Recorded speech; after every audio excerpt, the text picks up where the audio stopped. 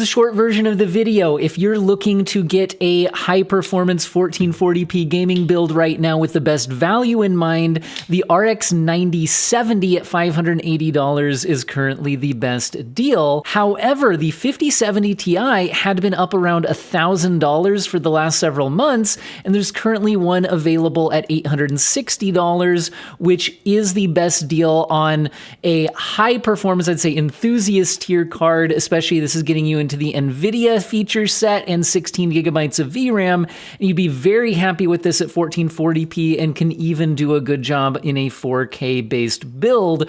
But if you're a little more budget conscious, but also want enough VRAM to not have to upgrade your GPU anytime soon, the 9060 XT 16 gigabyte is great for 1080p and 1440p builds. We'll have a little more reliance on upscaling and occasionally turning down graphics settings compared to the 9070 option or the 5070 Ti option, but we'll still be at very high graphics settings and very nice frame rates for a long time. And if you have a lower budget than $400, you are unfortunately getting into VRAM constraints. Cards like the 5060 Ti 8GB version are probably the most performance per dollar out of the bunch, and you can get that as low as $370 right now, and I think that makes more sense than getting the 8GB 9060 XT from AMD. But honestly, once you're below $400, your best bet in terms of value is probably looking at the used market, and if you can get a 3080 with either 10 or 12 gigabytes, there was a 12 gigabyte model, but they're less frequently available. They weren't produced in as much quantity.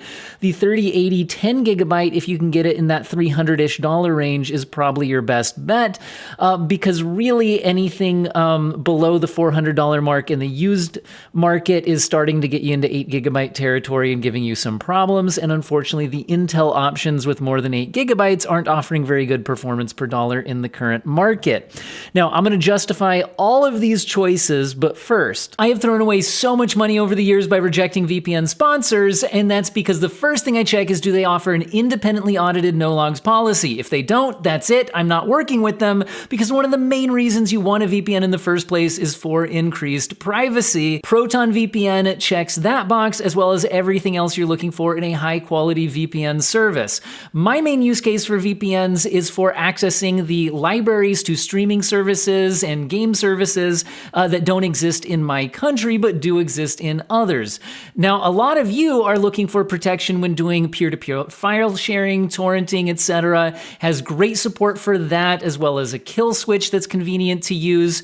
There's also great speeds with over 22 gigabit per second up to in 20,000 servers in 145 countries. It really has everything you need, and you can access all of that with a great discount by following my link in the video description and/or pinned comment, and it's less than the price of a cup of coffee per month. So let's justify my recommendations I made at the start, as well as maybe give you some alternative choices. I do think the RX 9070 with its 16 gigabytes of VRAM for $580, and with VRAM being as expensive as it is right now, this is a pretty good deal that will give you enough VRAM and enough performance for happy 1440p gaming for a long time, and AMD's FSR4 upscaling has done a very good job at not quite matching the latest versions of DLSS, but reaching that good enough quality to where you can kick on the upscaling without feeling like you're getting a huge loss to image quality and have a good experience.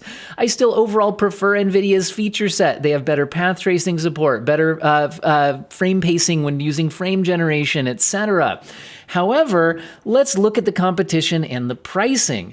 So AMD's closest price competitor here is the 5070 from NVIDIA, which I could pull up and show that the lowest priced models are coming in at $600, and they go up swiftly from there. So it's about the same price, but a little bit more expensive. But you're getting 12 gigabytes of VRAM and actually noticeably less performance. Since my last buying guide, I've actually retested the 9070 9070 up against the 5070 in a bunch of tests at 1440p, both native resolution and with upscaling, at both maximum graphic settings with ray tracing as well as reduced settings without ray tracing in the latest games and popular games of 2025 and 2026. And I've actually found that AMD's 9070 has expanded its lead compared to what I saw in launch reviews. I had it at a 16% geo mean advantage over the 5070 in my testing, and that's for a lower price and with more VRAM. So that's why I'm saying that the 9070 is the best value choice for a very high performance 1440p build while still focused on value. Now, that being said, I think the 5070 still performs admirably. There were a few cases where you saw the 9070 get a blowout win because the 5070 was running out of VRAM, so you will have to manage the VRAM situation a little more closely on the 5070, but honestly, it's not that big of a headache, and most games at 1440p, especially if you're using DLSS, won't be going over the 12 gigabytes. However, some games do. It's a little bit more of a headache, and it's just something to keep your eye on with longevity. It also has less overall performance, but like I said, better like frame generation feature set. It's better at path tracing, although it's a little borderline for path tracing. It's not unusable. So in other words, I'm not saying don't buy a 5070. I'm just saying the 9070 does offer a very attractive price point for its VRAM capacity and performance in the current market, and overall gets my recommendation for best value. Now, let's look both up and down in terms of where your budget is at. So beyond this price point from AMD, you could go into the 9070 XT, and I've actually tested those out again recently, and there's not a huge performance gap between the two.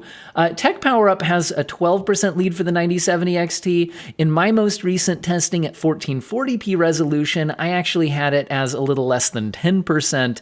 At 1440p, I think Hardware Unboxed latest testing, I think had a 10% lead. So it can depend on the exact games you're testing and the resolutions. At 4K resolution, I think it does expand to more like a 12% lead.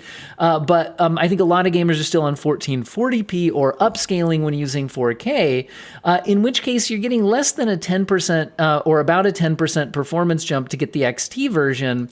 But if we look at pricing, the 9070 XT does jump pretty noticeably in pricing. You're jumping up to $690 or about $700 or even higher for most models on that. So 690 versus 580. So you're spending about 19% more money for about 10% more performance. So that's where I'm still thinking from a value proposition. The 9070 gets you a similar experience to the 9070 XT for over $100 discount. It's not a meaningfully different experience. So that's why I'd currently recommend the 9070 over spending the additional money on the 9070 XT. If you want to spend more money than this $580 9070, I think that would be better spent going all the way up to the 5070 Ti. For one thing, it's getting you a better deal on the 5070 Ti than we've had for a long time. Now, there was a time where you could get them for $750. They did sit at their MSRP for at least several months in 2025. However, for pretty much all of 2026, they've been sitting at around $1,000 plus and only occasionally dipping below that. Well, this is one of those occasions. There's currently an $860 5070 Ti in stock. And so while that's still not getting you a massive overall performance boost over the 9070 baseline, Tech PowerUp has it about 17% faster. That's similar to what I see in my testing in that kind of 15 to 20% faster range. The main difference is that the 5070 Ti is getting you back into that NVIDIA ecosystem with the better frame pacing on its frame generation. There's also better multiple options and dynamic frame generation modes. And also the 5070 Ti is good enough at path tracing at 1440p that I think it's actually a very usable experience. And so you're kind of starting to get into a new class of experience is now available, whereas I felt like with the 9070 XT, it's pretty much a lot like a 9070, not really opening up a lot of new opportunities. So the 5070 Ti isn't great value still, as in terms of just performance per dollar at $860 versus the $580 price point. You're spending 48% more money to not get anywhere near a 48% performance improvement. Again, that's why I said the 9070 is the best value option for a high-end 1440p build. But if you want to go to like an enthusiast tier product, if you actually are interested in things like path tracing and you want to try out the NVIDIA feature set overall, this is a better deal than we usually get recently on a 5070 Ti, and it does open up those experiences, and I think some people would be willing to throw that additional money at the build to get that. So it's certainly not as good of a value performance per dollar as the 9070, but it does open up some of those new opportunities, so I think it's worth considering. And specifically, as far as high-end GPUs go, it's the most expensive one that I think makes any sense. Because if we go past the 5070 Ti, we go up to cards like the 5080, which are nearly $1,300, and then the 5090 is coming in at $4,000. So, I mean, the 5090 is an amazing 4K GPU. If you have $4,000 to spend on it, and that's something you can reasonably do financially, cool. Do that. It's the ultimate extreme performance GPU. I think you'll be very happy with it, but I think that's just out of most people's consideration. So, for most people, the 5070 Ti at its current, slightly discounted, at least compared to normal price, is the best option, because the 5080 still only has 16 gigabytes of VRAM. It does not offer any additional features compared to the 5070 Ti, and at $1,260 versus $860, you're spending 47% more money to get about 15% more performance, because it really is only about 15% more performance, no additional features for gaming, and no more VRAM. So that's where the high-end NVIDIA cards really top out in terms of it's actually worth spending, potentially worth spending the money on them. So, summary so far for high-end 1440p gaming with the best value, RX 9070 at $580. For enthusiast level 1440p gaming, the 5070 Ti is going to be about where value starts to get really, really diminishing. So now let's go into those justifications for the, if you don't have the budget to go with the $580 card, why did I suggest the RX 9060 XT 16 gigabyte at $420? I don't love this card at $420, and like compared to the $580 9070, it's actually better performance per dollar. You're getting more performance per dollar by getting the $580 9070 compared to the $420 9060 XT, because you're spending 38% more money for what actually comes out to be about 50% more performance. If you look at the 9060 XT 16 gigabyte up against the 9070, it is about a 50% performance jump to get that 9070. And like I said, at 38% more money, the the 9070, is offering actually better performance per dollar. Same amount of VRAM.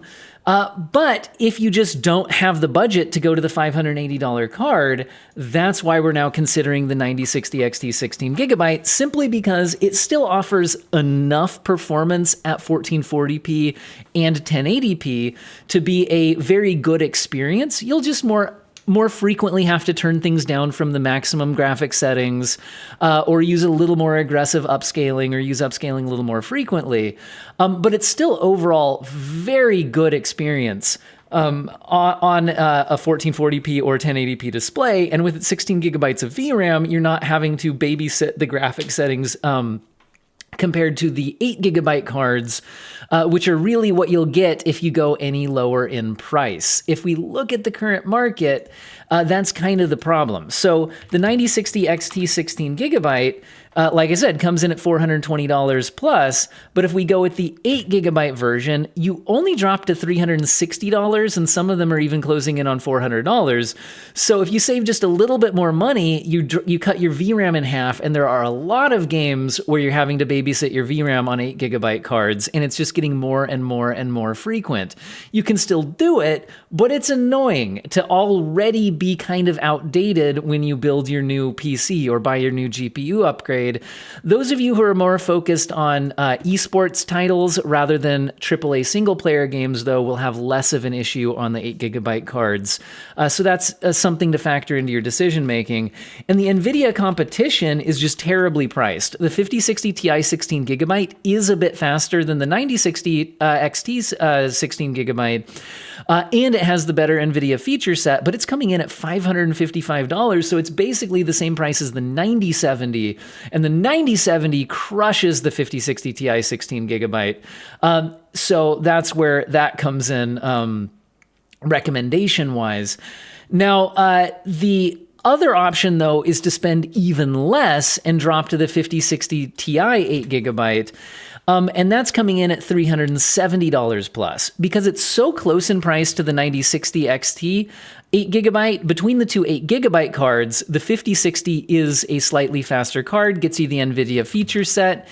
So between the two, I would recommend the 5060 Ti 8 gigabyte over the 9060 XT 8 gigabyte, although the 9060 XT 8 gigabyte does give you the full 16 PCIe lanes, so when you're spilling over VRAM, that can help.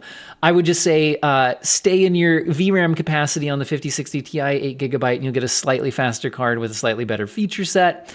That's available, like I said, at $370 right now. And so if you have to drop below $400, this is probably the best option. Now, why is this the best option below $400 in the new market? Well, because if you drop below this to like the 5060 non-Ti, it doesn't save you very much money. It's $340 instead of $370, and it's noticeably faster. So the 5060 Ti 8 gigabyte is a better deal than the 5060 non-Ti. And then the 5050 is still almost $300, and it's just not very fast.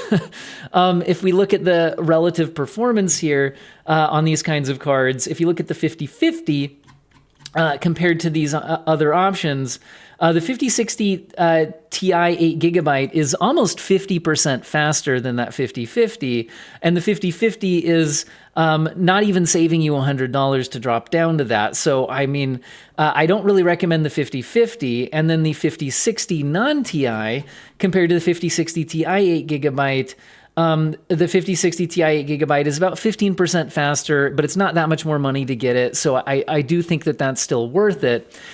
If you're having to buy in the new market, because my honest answer for if you're having to spend less than $400 is that, well, this video is focused on the new market. I do think that starting to look into your local used market or even buying online from various online used markets, you can sometimes get cards like the 3080 10 gigabyte, or sometimes even find the 12 gigabyte versions, which are less common but do exist, for a little over $300 on a used 3080. And while you're buying a card that's pretty old at this point, if you're having to buy around $300, it's getting you more performance and more VRAM, so you wouldn't be having to struggle with those 8 gigabyte cards.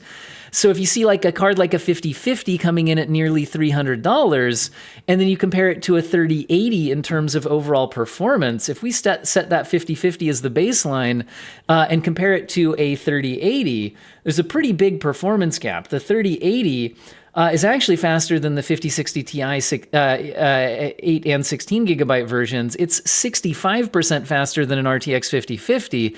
Now, it doesn't give you NVIDIA's frame generation, although you could still use AMD's frame generation on the and NVIDIA GPUs. It does still give you access to the newer upscaling models, which take a bit more of a performance hit on the 30 series cards compared to the 50 series cards, but still, with this much performance advantage already, having to do less babysitting of VRAM, I think can be worth it, although keep in mind in the used market, you are dealing with things like potential scams, being out of warranty, all those kinds of things. So that's why my videos generally focus on the new market. But if you're going below $400 in the current GPU landscape, you're really kind of in a hard place, right?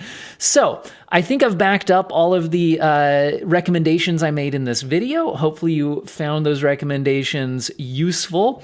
And as always, I want to remind you that if you're happy with your current GPU performance, or if upgrading your GPU isn't getting you a significant performance jump, like at least a 50% jump, you might want to consider just hanging on to what you already have.